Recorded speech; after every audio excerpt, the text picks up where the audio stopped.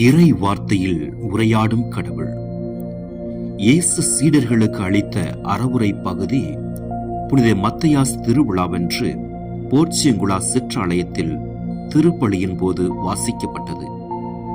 அதன் போது தான் விளக்கம் தேடி அலைந்து கொண்டிருந்த புதிருக்கு விளக்கம் கிடைத்து விட்டதாக உணர்ந்த புனித பிரான்சிஸ் உணர்ச்சி வயப்பட்டவராக, இதனையே என் முழு உள்ளத்தோடும் மிகுந்த ஆவலோடும் நான் தேடினேன், இதற்காகவே நான் ஏங்கி தவித்தேன் என்று உரக்க கூவினார்.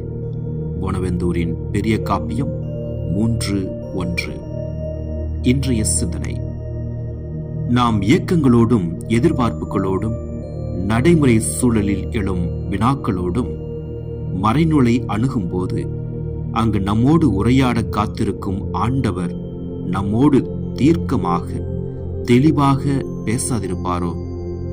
மறைநூல் வாசிப்பு நமது வாழ்க்கை யதார்த்தங்களுக்கும் உணர்வுகளுக்கும் மறைநூல் வாசகங்களுக்கும் இடையே நடத்தும் கலந்துரையாடலாகவும் இருக்கிறது.